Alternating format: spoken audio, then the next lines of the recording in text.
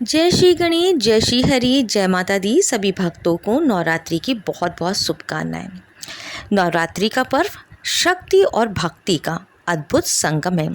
कहते हैं इस पावन अवसर पे एक ऐसी दिव्य कथा प्रचलित है जिसने भी एक बार सुन लिया उसका हृदय सदा के लिए माता रानी की भक्ति में रम जाएगा।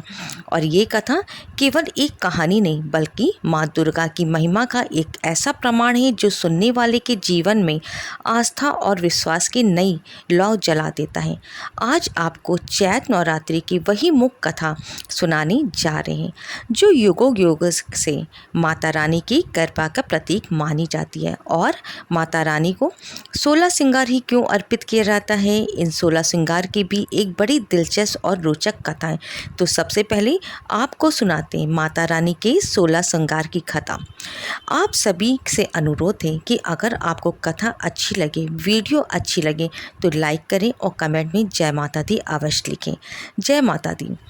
आपको बहुत अच्छी लगी तो आप वीडियो को भी शेयर कर दीजिए। आपका बहुत बहुत धन्यवाद है। कहते हैं माता रानी को 16 श्रृंगार अर्पित करते हैं, लेकिन क्यों करते हैं इसका भी आज हम सुनते हैं। 16 श्रृंगार का धरती पे अवतरण किस प्रकार हुआ था। 16 श्रृंगार की एक ऐसी कहानी है जो शायद आपने कभी नहीं सुनी होगी, आज आपको सुना रहे हैं। सृष्टि के प्रथम कल्प में एक बार मिथ्या देवी अपने पति अधर्म और भाई कपट के साथ मिलकर भूलोक पर घर घर अत्याचार फैला रही थी। लोभ ने अपने दोनों पत्नी सुधा और पिपासा के साथ मनुष्यों का जीना दूभर कर दिया था। एक दूसरे का धन, भूमि, पुत्री तथा पत्नियों का हरण करने लगे। चारों ओर व्यभिचार, अत्याचार फैल गया। अधर्म और मिथ्या देवी का शासन हो गया। प्रजा त्रस्त होकर त्राईमाम करने लगी। तब सब ऋषियों ने महामाया परमेश्वरी की उपासना और कठिन तप किया। आदिशक्ति माता तब सत्य ऋषियों को उनकी तपस्या का फल देने के लिए प्रकट हुई और भूतल पर धर्म की स्थापना करने के लिए, अधर्म का नाश करने के लिए माता रानी ने अंश रूप में अपने शरीर से अग्निदेव और उनकी पत्नी स्वाहा देवी को, यज्ञदेव तथा उनकी पत्नी दीक्षा देवी को, पितृदेव और उनकी पत्नी स्वधा देवी को, पुण्य देव और उनकी पत्नी प्रतिष्ठा देवी को, सुशील देव और उनकी पत्नियां शांति देवी और लज्जा देवी को, ज्ञान देव और उनकी पत्नियां बुद्धि देवी, मेधा देवी, धृति देवी को अपने शरीर से उत्पन्न किया और अधर्म तथा मिथ्या देवी की सत्ता को समाप्त करने का आदेश दिया। हजारों वर्षों तक बड़ा भीषण युद्ध चला, लेकिन मिथ्या देवी को कोई भी हरा नहीं पाया। देखकर माता परमेश्वरी ने अपने शरीर से पुनः वैराग देव तथा उनकी पत्नी श्रद्धा देवी और भक्ति देवी को, वायुदेव और उनकी पत्नी स्वास्ति देवी को, मोहदेव तथा उनकी पत्नी दया देवी को, सुखदेव तथा उनकी पत्नी तंदा देवी को और प्रीति देवी को तथा रुद्रदेव और उनकी पत्नी कालाग्नि देवी को अपने शरीर से उत्पन्न किया। फिर से उन सब के बीच भीषण युद्ध छिड़ गया। एक ही क्षण में रुद्रदेव और उनकी पत्नी कालाग्नि देवी ने मिथ्या देवी तथा अधर्म और कपट को तथा उनके सभी साथियों को बंदी बना लिया। 1000 वर्षों तक बंदी गृह में मिथ्या देवी पड़ी रही और उसी कारागार में रुद्रदेव और उनकी पत्नी कालाग्नि देवी की तपस्या में लीन रही। मिथ्या देवी की तपस्या से प्रसन्न होकर आखिरकार रुद्रदेव और माता कालाग्नि देवी प्रकट हुई और मिथ्या देवी को आशीर्वाद दिया। रुद्रदेव ने मिथ्या देवी को आशीर्वाद देते हुए कहा, मिथ्या देवी, सतयुग में तुम अदृश्य रहोगे, त्रेता युग में तुम सूक्ष्म रूप में रहोगे, द्वापर युग में तुम आधे शरीर से रहोगे और कलयुग में तुम संपूर्ण शरीर से रहोगी।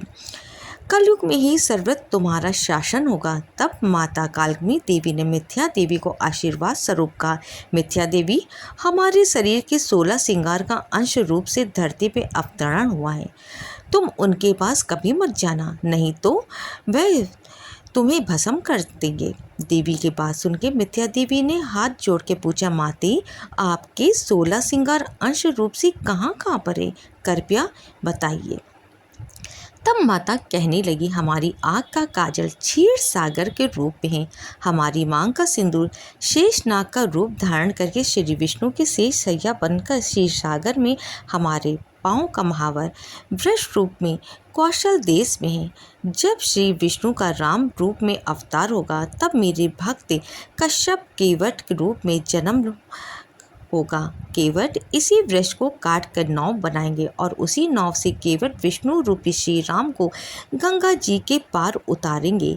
हमारी भाल की बिंदी गोकुल में गौ रूप धारण करके लाखों की संख्या में श्री कृष्ण अवतार में श्री कृष्ण के साथ रह के उनकी लीलाओं का रसपान करेंगे। हमारी चूड़ियाँ नदियों का रूप धारण करके सरयू नाम से जानी जाएंगी, जो श्री राम की लीलाओं का रस पान करेंगे।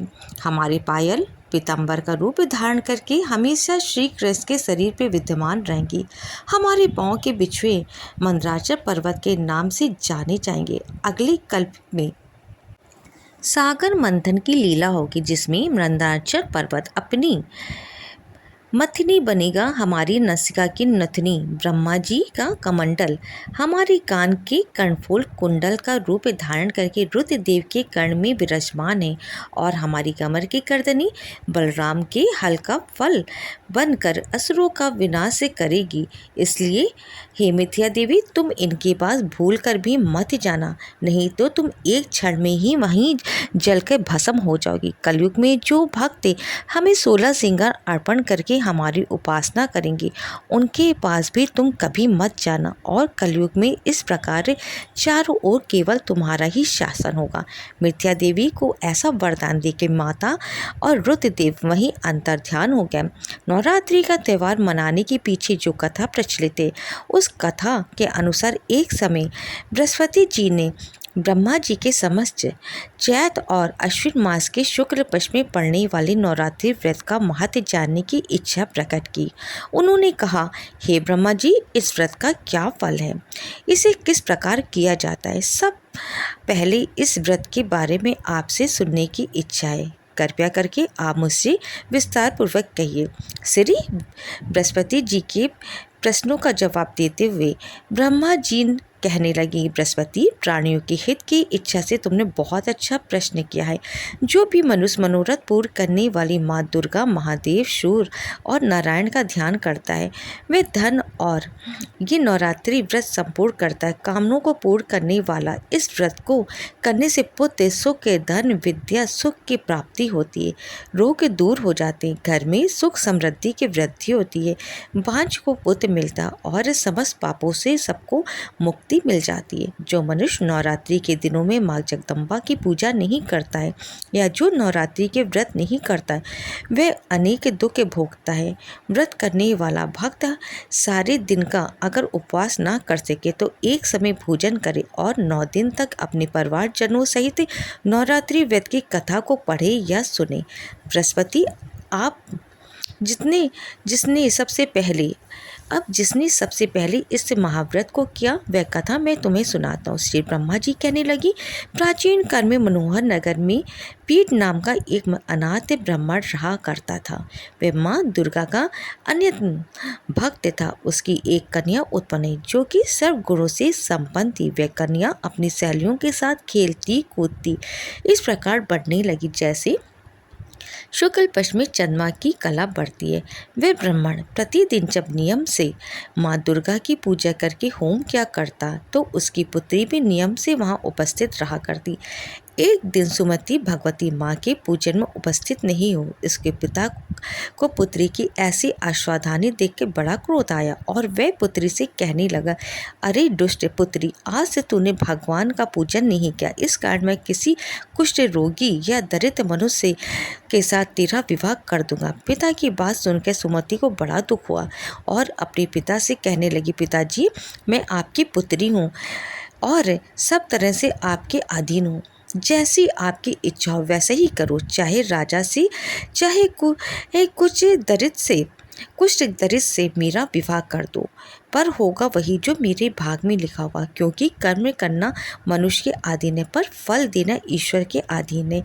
अपनी पुत्री के निर्भयता से कहे हुए वचन सुनकर उस ब्राह्मण ने क्रोधित होकर अपनी कन्या का विवाह सचमुच एक कुष्ठ के साथ में करा दिया और अत्यंत क्रोधित होकर अपनी पुत्री से कहने लगा, पुत्री अपने कर्म का फल भोगो, देखो भाग के भरोसे रहकर अब क्या करती हो। पिता के ऐसी कटु वचनों को सुनकर सुमति मन में विचार करने लगी, ओ मेरा बड़ा दुर्भाग्य जो मुझे ऐसा पति मिला। इस तरह अपने दुखों का विचार करती वह कन्या अपने पति के साथ वन में चली गई और उस अत्यंत निर्जन और भयानक वन में उन दोनों पति पत्नी ने वह रात बड़े कष्ट से बिताई। उस गरीब बालिका की ऐसी दशा देखकर देवी भगवती ने पुण्य के प्रभाव से प्रकट होकर सुमति से कहा, पुत्री दीन ब्रह्मणी, मैं तुमसे प्रसन्न हूँ, तुम जो चाहो वरदान मांग सकती हो। भगवती दुर्गा का वह वचन सुनकर ब्राह्मणी ने कहा, देवी आप कौन हैं? वह सब मुझसे कहिए। ब्राह्मण की पुत्री के ऐसे वचन सुन के देवी कहने लगी, मैं आदि शक्ति भगवती हूँ और मैं ही ब्रह्म विद्या सरस्वती हूँ। प्रसन्न होने पर मैं प्राणियों को दुख दूर कर उनको सुख प्रदान करती, इसलिए बालिके मैं तुझ पर तेरे पूर्व जन्म के पुण्य के कारण के प्रभाव से बहुत प्रसन्न हूँ। अब मैं तुम्हें तुम्हारे पूर्व जन्म का वृतांत सुनाती हूँ, ध्यान से सुनो। तुम पूर्व जन्म में निषाद की पत्नी थी और पति व्रता थी। एक दिन तुम्हारे पति निषाद ने चोरी करने के कारण तुम दोनों को राजा के सिपाहियों ने पकड़ लिया और कैद खाने में डाला दिया गया। उन लोगों ने तुझे और तेरे पति को भोजन भी नहीं दिया। इस कारण नवरात्रि के दिनों में 9 दिनों तक तुमने न तो कुछ खाया और न जल ही पिया। इस प्रकार 9 दिन तक तुम्हारा नवरात्रि का व्रत हो गया। ब्राह्मणी उन दिनों में जो व्रत हुआ उस व्रत के प्रभाव से प्रसन्न होकर मैं तुम्हें अब मनोवंशित वर देती हूँ, तुम्हारी जो भी इच्छा हो मांग लो। इस प्रकार देवी दुर्गा के वचन सुनकर ब्राह्मण की पुत्री बोली, अगर आप मुझ पर प्रसन्न हो तो हे देवी दुर्गे मैं आपको प्रणाम करती हूँ, कृपा करके मेरे पति का कुष्ठ दूर कीजिए। देवी कहने लगी, उन दिनों तुमने जो व्रत किया था उस व्रत का एक दिन का पुण्य पति का कोढ़ दूर करने के लिए अर्पित कर दो तो उस पुण्य के प्रभाव से तुम्हारा पति स्वस्थ हो जाएगा।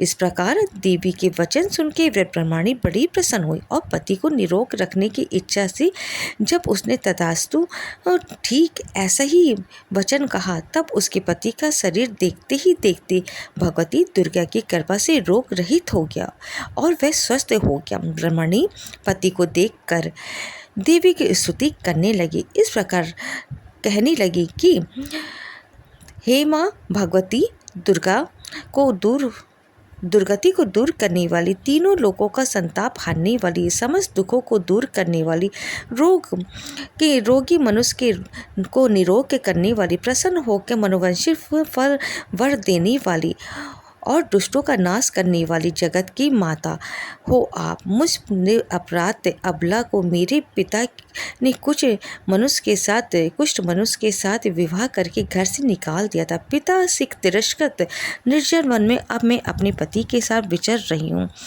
आपने मेरा इस पर विपत्ति से उद्धार किया है, इसलिए हे देवी मैं आपको प्रणाम करती हूँ, आप हमारी रक्षा करो। ब्राह्मण की पुत्री की ऐसी स्तुति सुनकर देवी बहुत प्रसन्न और उन्होंने उसे कहा, हे ब्राह्मणी मेरे उधर नामक अति बुद्धिमान धनवान कीर्तिवान पुत्र श्री के उत्पन्न होगा। ऐसा वर देके देवी ने ब्राह्मणी से फिर कहा कि और जो कुछ तेरी इच्छा है वह भी मुझसे मांग लो।